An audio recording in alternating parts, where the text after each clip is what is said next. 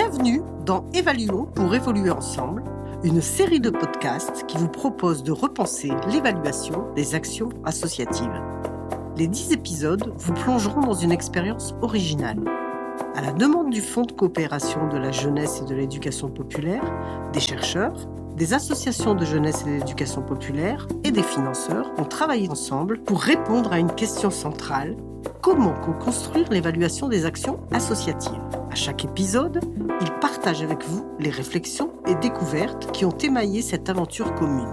Une véritable source d'apprentissage et d'inspiration pour accompagner la valorisation des actions associatives. Bienvenue pour ce 3e épisode de notre série de podcasts intitulée « Associations et partenaires financiers ?» quand évaluer devient un enjeu de valorisation réciproque. Aujourd'hui, nous recevons Nicolas Chauchois, directeur de l'Institut Godin, docteur en sciences économiques. Thibaut Guyon, chargé de recherche et de transfert, docteur en sciences économiques, pour parler d'une approche innovante de l'évaluation dans le champ de la jeunesse et de l'éducation populaire. Le pari de leur institut ? Proposer de substituer les indicateurs quantitatifs par des référentiels co-construits où associations de jeunesse et d'éducation populaire, partenaires financiers et bénéficiaires deviennent co-auteurs et co-acteurs de l'évaluation et de son processus. Mais comment passe-t-il de la théorie à la pratique ? Plus encore, qu'est-ce que cela change pour les parties prenantes de cet exercice, pour les territoires et les publics accompagnés ? C'est ce que nous vous proposons d'explorer ensemble. Conception et animation, Pascal Desclos, agence Valorémis. Voix off féminine, Nouria Dutoit-Messaoudi. Musique, prise de son, montage, réalisation, Ulysse Darmon. Une production Fonget.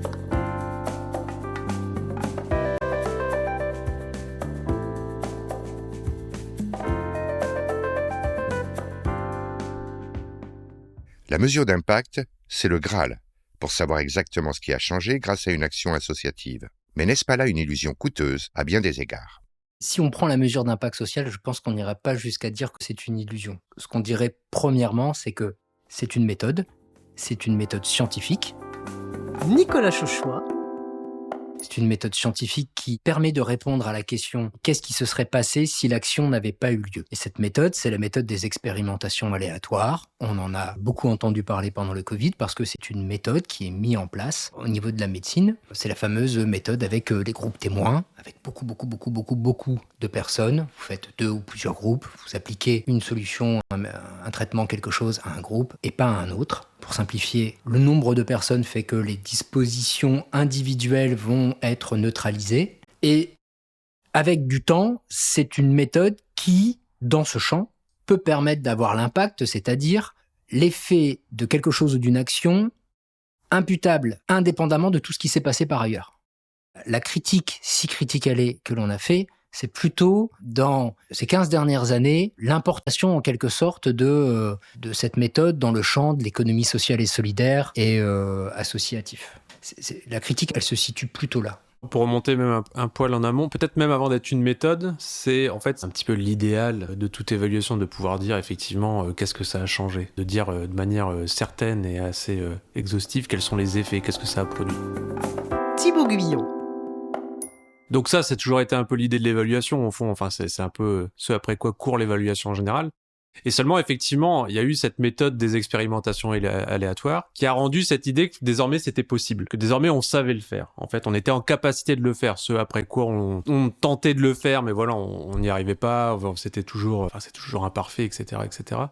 Là, on a les moyens, on a la possibilité, on a la méthode qui permet de le faire. Et du coup, c'est cette idée-là qui a tout d'un coup validé cette notion plus générale d'impact social, cette idée qu'on est capable effectivement de saisir une grande palette d'effets et surtout de dire, comme tu l'as dit, on est capable de l'imputer strictement à une action considérée isolée de tout l'environnement, de toutes les autres actions.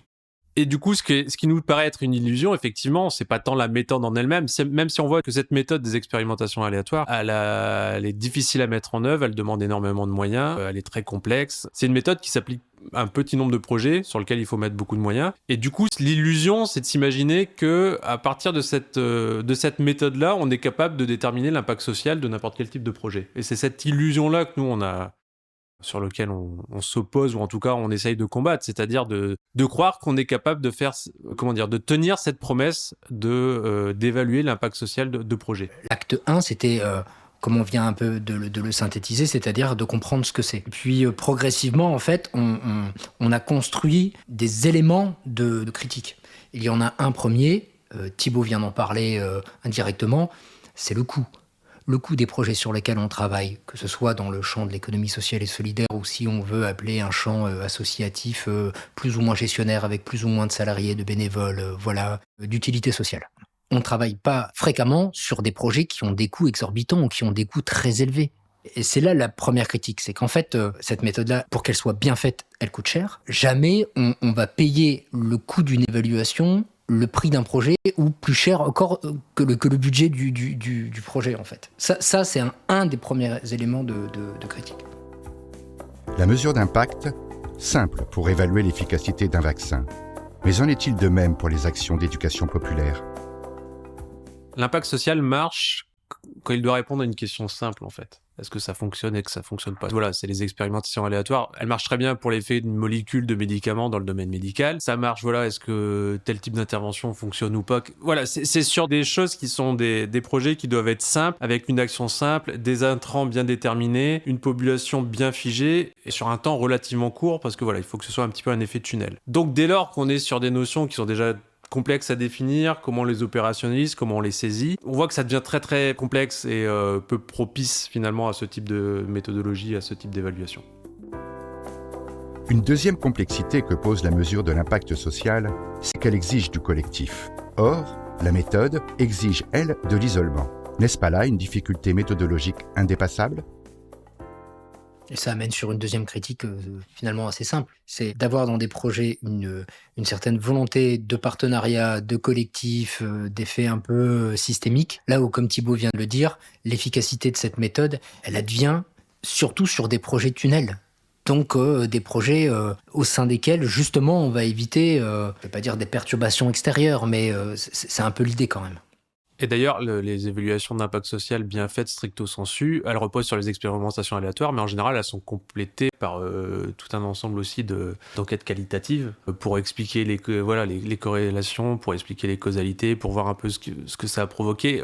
Les expérimentations aléatoires ne se suffisent pas à elles-mêmes si on veut avoir une bonne compréhension par ailleurs, même quand ça marche. Et puis on a une autre critique. Alors c'est un mot un peu barbare quand on travaille pas dans l'évaluation. C'est ce qu'on pourrait appeler le problème du contrefactuel. C'est-à-dire que quand on fait plusieurs groupes, ce qu'on veut, c'est justement créer un contrefactuel pour justement avoir en quelque sorte un élément de comparaison.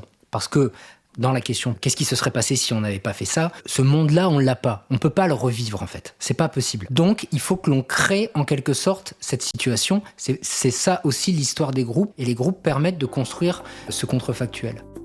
S'inscrire dans le dispositif de recherche participative GEPEVAL, c'était une évidence pour l'Institut Gaudin. Recherche, terrain et action, tout y était pour que nos chercheurs s'inscrivent dans cette aventure. Lorsqu'on a répondu à cet appel, on s'est dit que c'était une évidence pour nous d'y répondre parce que, ça croise au moins 3 éléments de l'Institut. Il fallait des chercheurs qui travaillent avec des acteurs de terrain et qui, dans cette recherche, proposent une méthodologie qui, à un moment donné, allait se mettre aussi au service des enjeux des acteurs.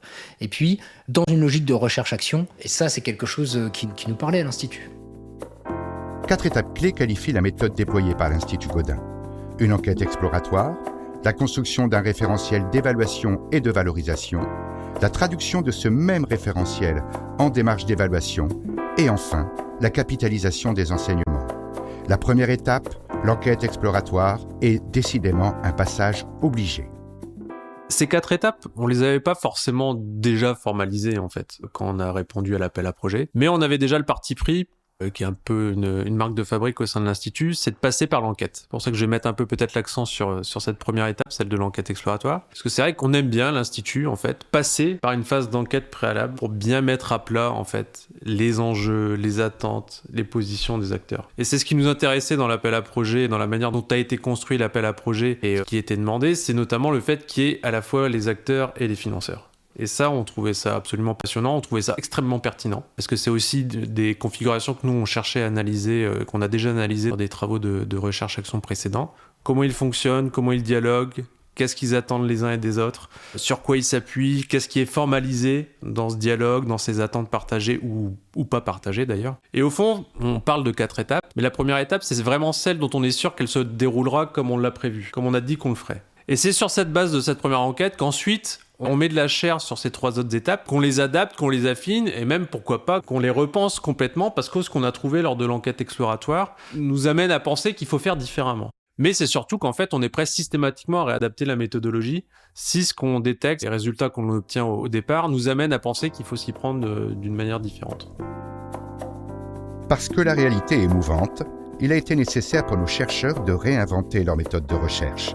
L'exemple en Hauts-de-France du dispositif Ready to Move, une plateforme conçue pour accompagner les jeunes et les professionnels dans leurs projets de mobilité en Europe et à l'international, est éclairant.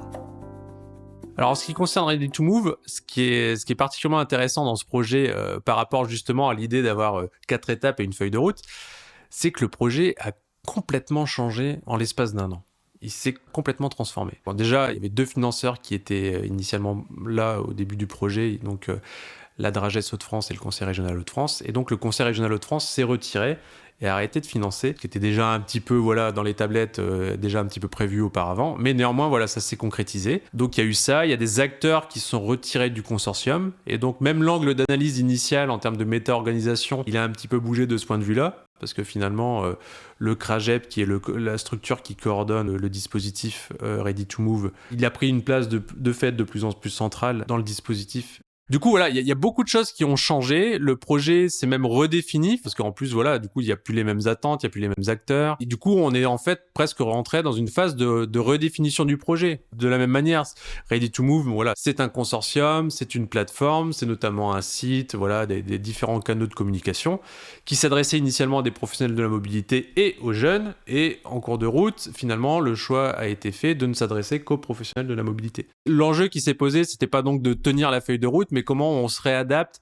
et on colle finalement à l'actualité du projet et à la manière dont il se redéfinit presque en temps réel. La deuxième expérimentation, menée auprès du foyer social de Haute-Rive en Haute-Garonne, met en lumière combien l'objet, l'action associative que l'on veut a priori évaluer, peut évoluer. Au regard de l'enquête exploratoire, le cas du contrat local d'accompagnement scolaire nous le démontre. Par rapport au centre social Le Foyer à Haute-Rive, finalement, c'est très différent. Et du coup, c'est très intéressant parce que ça peut nous amener à voir à quel point, finalement, cette méthode, elle s'adapte réellement. L'enjeu, dès le départ, sans vouloir faire de jeu de mots, c'était de mieux saisir ensemble les enjeux et potentiellement enjeux problématiques sur lesquels on pourrait travailler. C'est aussi à ça qu'a servi l'enquête exploratoire. Donc Haute-Rive, c'est une 30aine de kilomètres au sud de Toulouse. Nous, on est à Amiens, donc on est descendu. Mais on a aussi fait des entretiens en visio.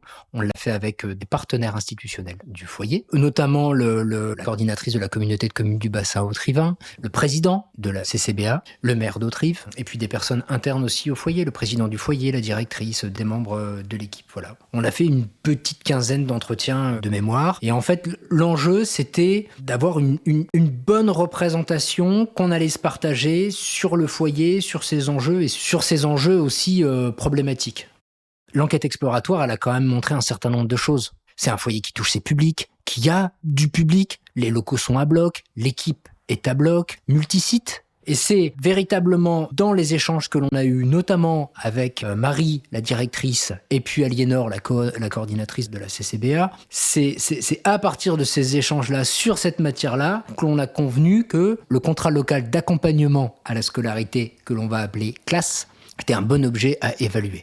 Qui portait sur un public travaillé par l'équipe jeunesse, qui nécessitait des bénévoles, pour fonctionner, et qui avait visiblement un certain nombre de nœuds à défaire. Un référentiel autour de l'enfant, bonne idée sur le papier. Mais sur le terrain, c'est l'espace de dialogue qui a tout changé. Il semble en effet qu'il faille se résoudre à une réalité.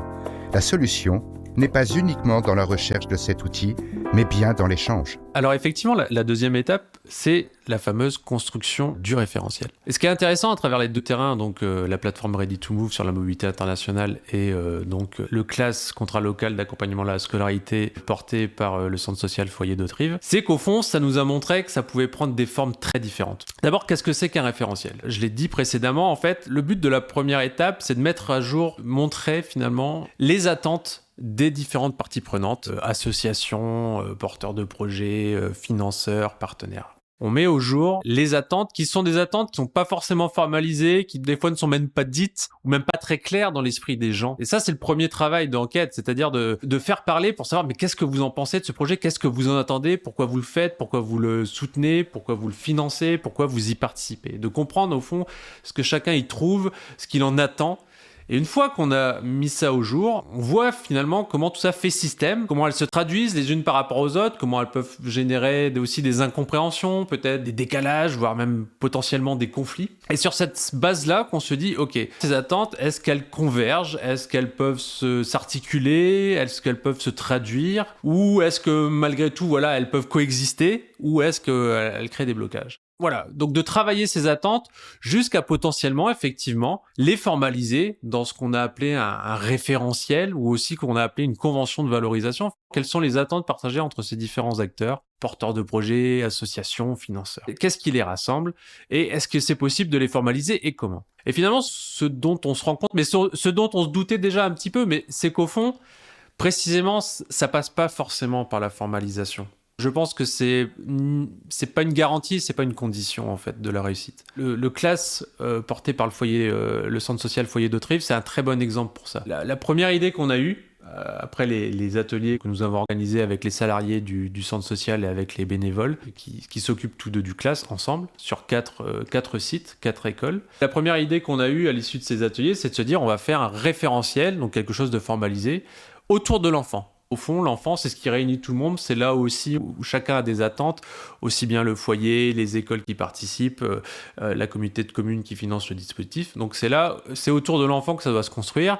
Et là où on cherche à saisir qu'est-ce qu'apporte le class, qu'est-ce que ça change pour ses enfants et pour les parents aussi d'ailleurs. Et on s'est rendu compte que on a essayé de le mettre en œuvre et ça n'a pas pris. Très concrètement, ça n'a pas pris. Les bénévoles s'en sont un petit peu saisis, les salariés moins, et on voit bien que mettre en place ce référentiel dans les conditions de dialogue qui sont celles qu'elles sont avec les écoles. Dans les écoles où ça se passe bien, ça pourrait se mettre en place, mais ça n'aurait pas une immense plus-value. Et dans les écoles où ça se passe pas très bien et où justement il y a des gros enjeux de remettre en place du dialogue, de faire converger les attentes et les attendus des uns et des autres, et en fait il n'y a pas les possibilités de le mettre en œuvre concrètement. Donc l'idée du référentiel autour de l'enfant, on pense toujours que c'est une bonne idée, on pense toujours que ce serait intéressant de le mettre en place, mais voilà, ça ne passait pas par là.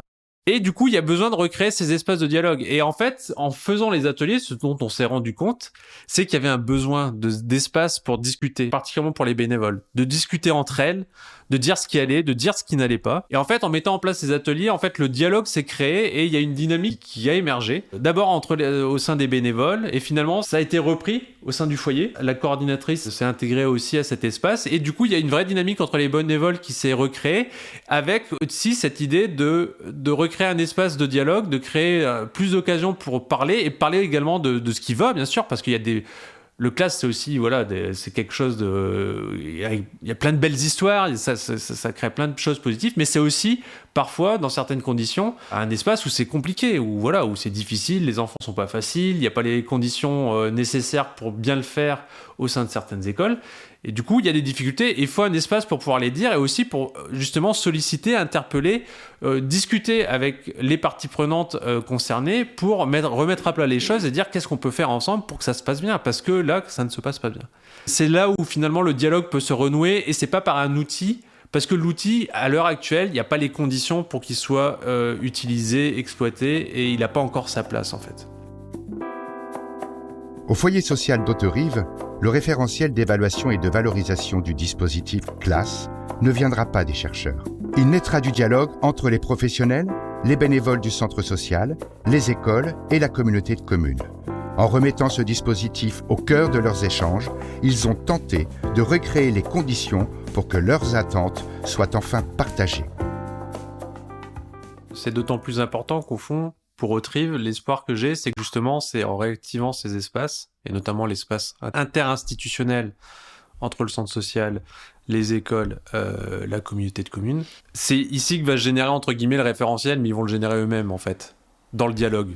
Et qu'en fait, là où on aurait amené quelque chose de l'extérieur, ça aurait fait flop, mais qu'en réactivant cet espace, avec des gens qui sont mobilisés pour ça, et un travail aussi, c'est-à-dire, ça va pas se faire tout seul, mais c'est aussi comment on met plus en avant le classe au sein du foyer, et ça a été fait lors de la dernière AG, une bénévole a présenté le classe, justement ce que ça produisait, les difficultés éventuelles.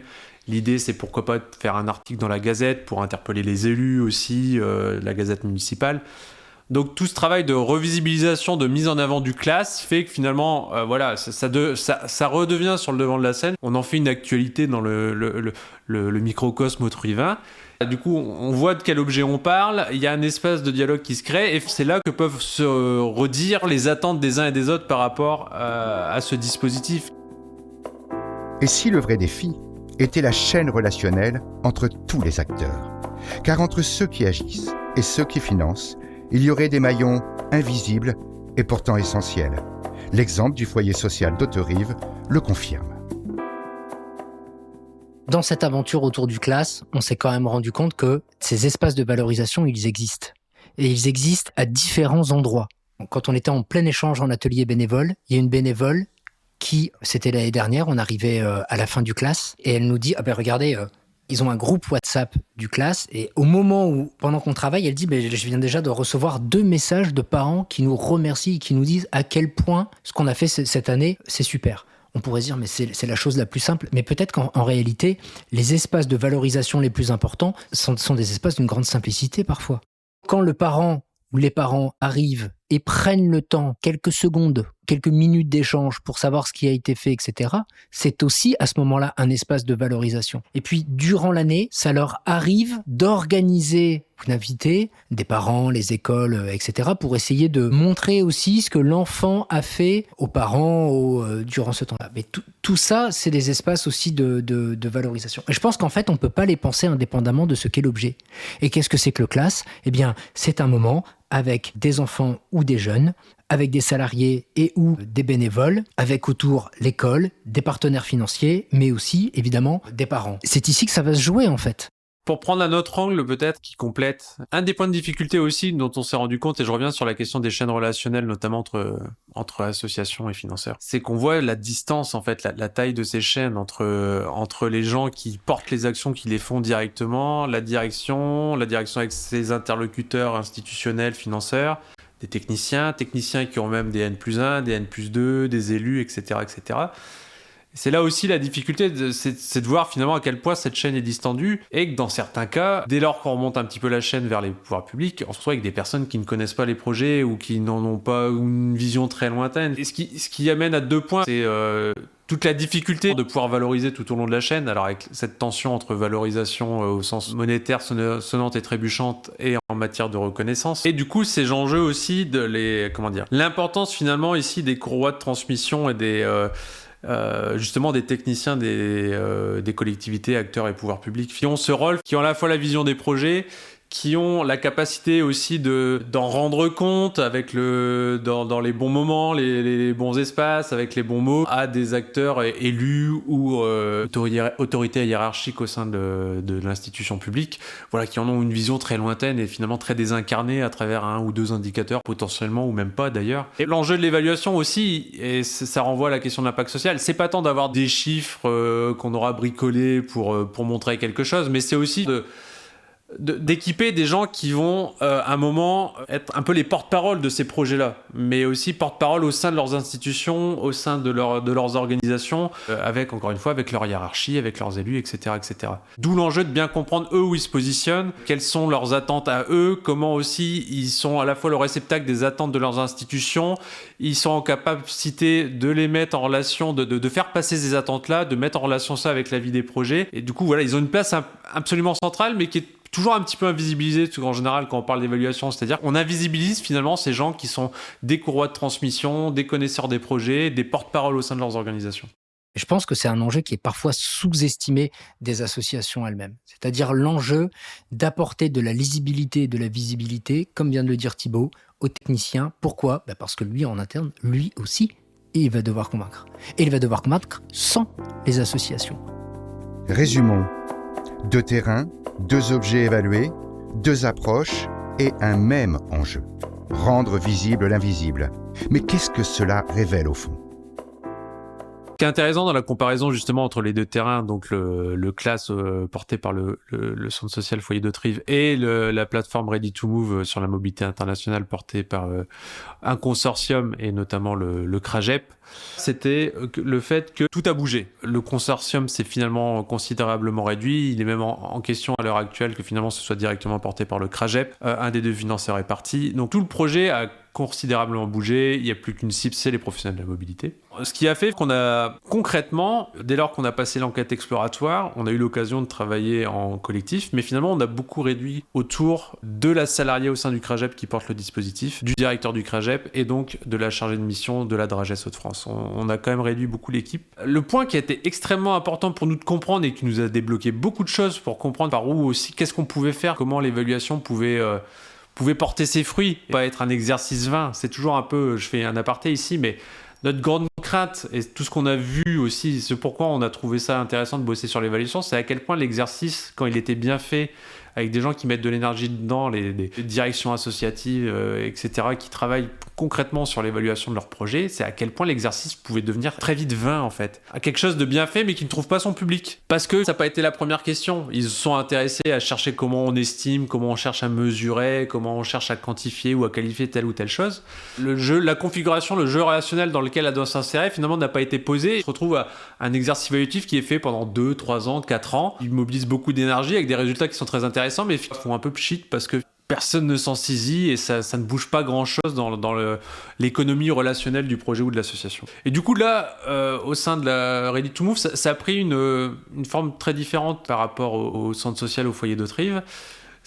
Là, on s'est rendu compte qu'il y avait une connaissance des bénéficiaires professionnels de la mobilité, mais qui n'était pas exploitée, parce qu'elle était un peu partout dans plein de documents différents, dans différents fichiers, de manière très disparate, et qu'avant même de pouvoir éclairer, de rendre plus lisible et plus visible ce qui était fait, en fait, il y avait une forme d'expertise qui était là, qui était un peu inexploitée, et qui était une sorte de préalable à rendre plus lisible le projet, à montrer un petit peu ce qui est fait, et même à affiner la manière même dont se construit le projet, c'est-à-dire qui on vise, quels sont les professionnels de la mobilité, de quoi ils ont besoin, quel type de public ils touchent, s'ils envoient des jeunes en mobilité internationale, comment, par quel dispositif, etc., etc. Il y avait un vrai enjeu de connaissance. Et au préalable, on s'est dit on va le faire sur le mode de l'enquête, nous-mêmes, et on a commencé à faire ça, à enquêter par entretien.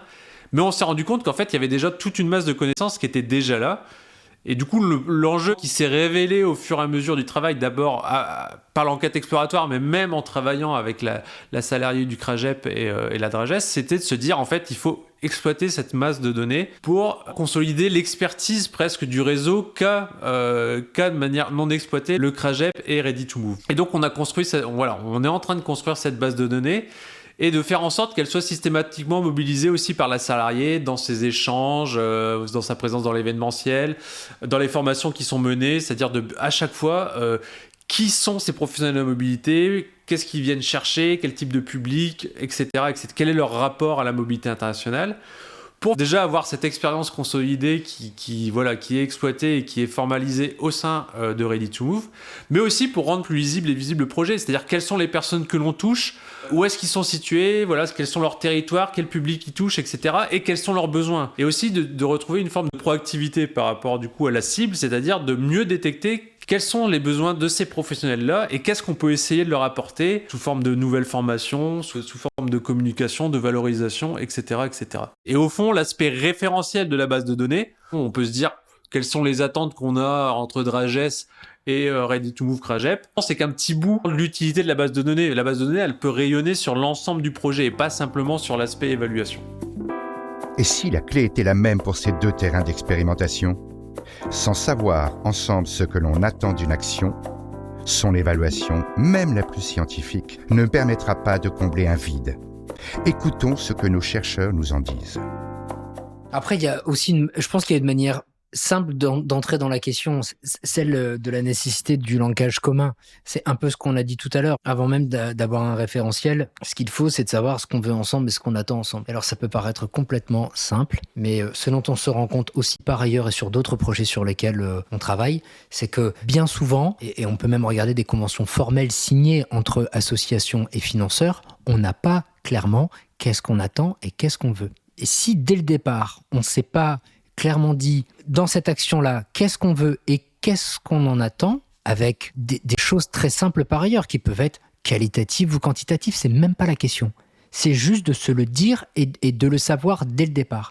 Dans ta vie, si tu ne sais pas ce que tu attends de quelque chose, tu vas avoir beaucoup de mal à l'évaluer. Après tout, j'en attendais rien, donc je peux pas vous dire. C'est un peu ce qu'on pourrait entendre. Eh bien, ce dont on se rend compte, c'est que quand même bien souvent, en amont, et donc tu le vois dans la convention signée, quand tu interroges les associations et les financeurs, cette chose de base, elle n'est pas là. Et du coup, à la fin du projet, elle sera toujours pas là. Il n'y a rien de magique. Je rebondis sur ce que tu dis. L'interprétation qu'on a de l'impact social, c'est qu'il est d'autant plus saisi qu'au fond, on ne sait plus ce qu'on attend vraiment de certains projets. Et du coup, en fait, l'impact social vient donner une réponse à ça. C'est-à-dire qu'on n'est plus capable de dire « Ok, mais pourquoi on fait ça ?» c'est quoi vraiment le but? C'est-à-dire qu'à un moment, le culte du résultat, le résultat, cette espèce d'invocation de l'évaluation d'un truc objectif, sérieux, scientifique, etc. Alors qu'au fond, ce qu'on attend des projets, ça peut être dit assez simplement si on les connaît et si on sait pourquoi on les finance. Et c'est assez facilement vérifiable s'ils font le travail ou pas, si ça porte ses fruits, même si on peut bien sûr prendre le temps de l'analyser, le déplier, de faire ça sérieusement. Je pense qu'on le dit aussi et on peut le dire aussi parce qu'on a croisé un certain nombre d'associations financées par des institutions publiques, mais aussi privées, des fondations, qui sont très clairs sur ce qu'ils attendent de cette action, les publics, quel type de public, quel type d'action et quel type de public. Et au bout du bout, il n'y a pas ce problème-là. C'est-à-dire que l'évaluation se pose même pas. Parce qu'en fait, c'est comme si elle était déjà réglée en quelque sorte. Comme on s'est mis d'accord là-dessus, au bout, et que l'on se remet autour de la table et qu'on discute, on peut tout de suite voir et expliquer s'il y a des écarts, c'est la vie, hein, après, comme le dit très bien et très simplement Thibaut, c'est vrai que l'hypothèse que l'on a, c'est que cette notion d'impact social, en 15 ans, elle va avoir, alors même qu'elle est très peu mise concrètement en place et qu'elle est aujourd'hui beaucoup plus un synonyme d'évaluation que la vraie mesure d'impact scientifique, on fait l'hypothèse que si elle est si plébiscitée, enfin si on en parle autant, c'est probablement parce qu'elle vient combler un manque. Presque magiquement. Elle vient combler un manque magiquement. Mais il n'y a pas de magie en fait. Il n'y a pas de magie. Et en fait, ça ne vient même pas le combler en réalité. Que ce soit pour le dispositif CLASS ou le dispositif Ready to Move, la réalité est la même. Sans cadrage partagé entre financeurs et associations, l'évaluation reste un exercice sans impact sur les budgets comme sur les pratiques.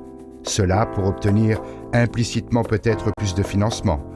Mais n'est-ce pas là une fable qui persiste ? C'est vrai que dans ce travail autour du FONGEP, on a eu la chance de se retrouver avec d'autres chercheurs. Et je pense que Sandro d'Athémis le dit presque même mieux que nous. Mais on peut aller encore plus loin sur cette idée.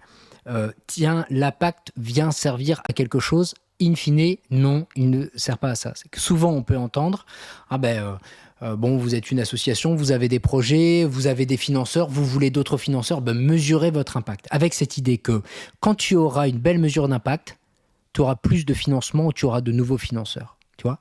Comme si on avait tous déjà vécu dans notre vie un financeur qui dit « Superbe évaluation, je crois que vous allez avoir 150 000 € de plus l'année prochaine. » Mais ça n'existe pas. Parce que quand l'enveloppe, elle fait 1,6 million, elle ne fait pas 1,7 million. Et quand elle fait 1,6 million, généralement, il y a 1,6 million de déjà dépensé auprès de diverses associations. C'est-à-dire qu'on confond, en fait, dans cette formulation très simple, on confond un enjeu derrière de financement de répartition avec un enjeu de valorisation en pensant que l'évaluation va venir se faire rencontrer les deux. Et de reconnaissance derrière ça. Et ça, c'est un mythe, je pense. Ça, c'est une hypothèse. Ça, c'est un vrai mythe dans notre champ.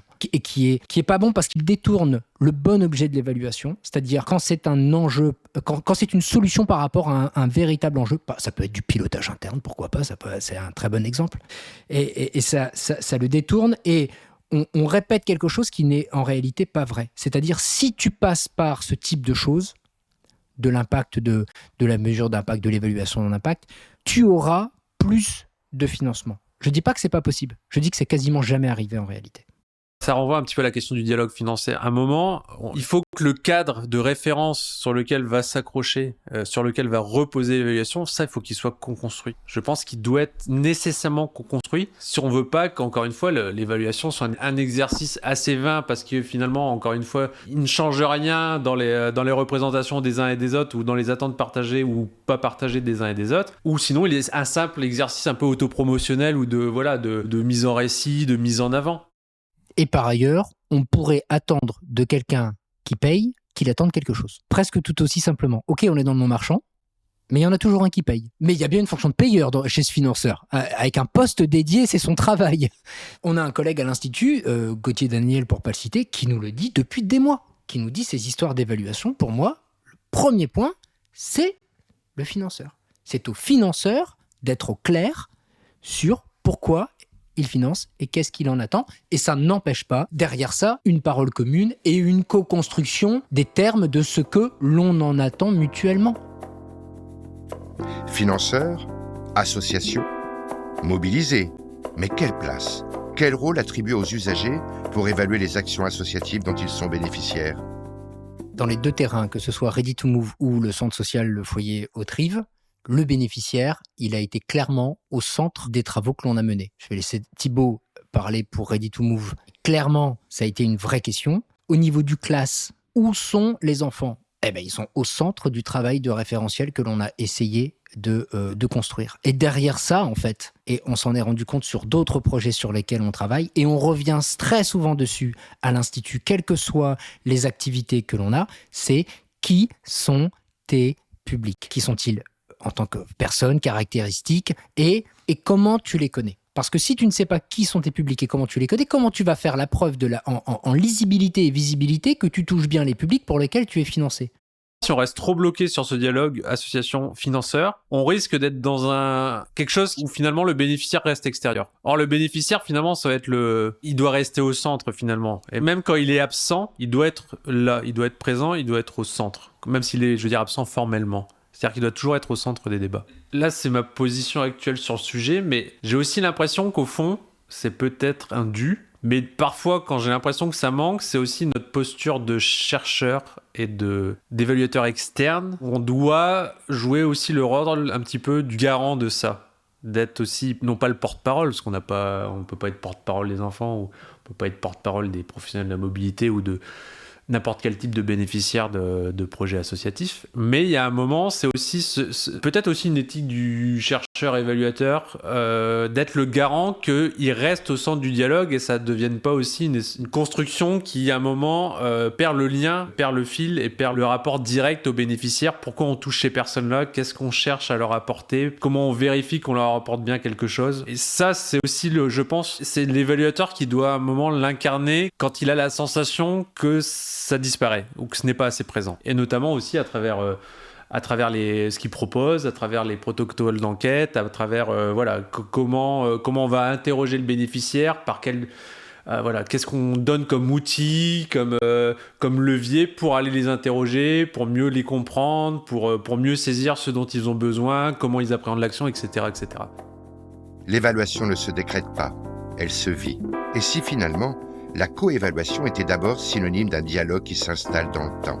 Le temps, véritable allié pour que les parties prenantes s'inscrivent dans un processus de révélation de la valeur créée par une action associative, quelle qu'elle soit. Précisément sur les 2 ans, moi, ce qui m'interpelle en ce moment, c'est finalement la nécessité des 2 ans. À quel point ça prend du temps, en fait, d'amener de nouvelles manières de poser les choses, de nouvelles pratiques, de nouveaux outils potentiellement, ça prend du temps. Et le temps, on l'a vraiment pris à l'Institut, avec l'avantage en plus d'un des 2 terrains on est directement voisins. Mais on a pris ce temps-là, mais en fait, ça prend ce temps-là. C'est-à-dire qu'on aurait eu moins de temps, je pense. J'espère qu'on va pouvoir aboutir à ce qu'on a là en visée vraiment pour terminer les 2 projets. Mais il fallait pas moins de 2 ans. On n'aurait jamais eu le temps de le faire autrement, vraiment. Et ça prend du temps. Après, je pense qu'on a appris et on a vécu beaucoup de choses. Si j'en prends une, moi j'ai adoré aller plus en profondeur de cette compréhension et de ce que l'on a parlé tout à l'heure sur le fait que l'on confond bien souvent cette question d'enjeu de répartition et cette question d'enjeu de reconnaissance. Et avec Thibaut, on avait quand même beaucoup d'échanges qui tournaient autour de ça les mois qui précède le projet. Et je pense que le jour où on a entendu Sandro Datemis le dire aussi simplement, on s'est dit mais c'est exactement ça. En fait, on tourne autour de ça depuis des mois en fait. Et de le dire aussi simplement que ça. Et je suis vraiment content d'être entré dedans parce que je trouve que quand j'en parle dans des réunions, dans des moments où on va intervenir auprès d'incubateurs de projets ou autres, je vois que ça marche toujours. Ça fonctionne toujours. Ça fonctionne toujours. C'est comme une vérité. C'est pas une opinion, c'est pas une. Ne confondez pas ces deux enjeux-là et ne pensez pas qu'ils vont être si automatiques que ça. Je trouve que ça, c'est un super point.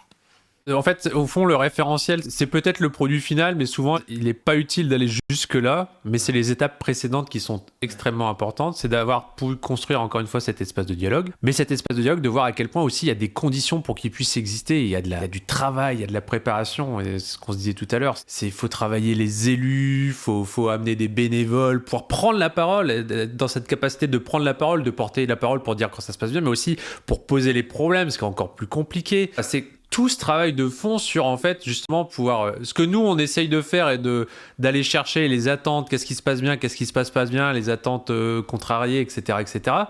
À la fin, en fait, ça n'a plus besoin de nous pour se dire. Et il y a l'espace et il y a la mobilisation des acteurs suffisante pour que ça se dise sans qu'il y ait besoin d'un extérieur, sans qu'il y ait besoin d'un tiers. Et c'est là où, au fond, on aura vraiment réussi. C'est-à-dire que ces espaces-là et ces personnes-là qui seront en capacité de faire vivre ce dialogue, eh ben, ils seront là, ils seront présents. Et il n'y aura plus besoin d'un extérieur, il n'y aura pas besoin d'un chercheur, en tout cas pas avant, peut-être pour quelques années, ça pourra toujours être intéressant. Mais voilà, il n'y a plus besoin de ce tuteur, de cet extérieur pour animer la chose, et ça vit de sa propre vie. Un grand merci à Nicolas et Thibaut pour nous avoir partagé leur expertise. Gageons que leur approche, synonyme d'une révolution de posture et de pratiques tranquilles et résolues, retiendra votre attention. Gardons en effet à l'esprit que ce qui est au cœur d'une démarche d'évaluation co-construite, c'est avant tout la nécessaire et impérieuse nécessité des parties prenantes, à savoir associations, partenaires financiers et bénéficiaires, de s'engager dans un processus de valorisation mutuelle et réciproque. À bientôt pour la suite de notre aventure GPVAL.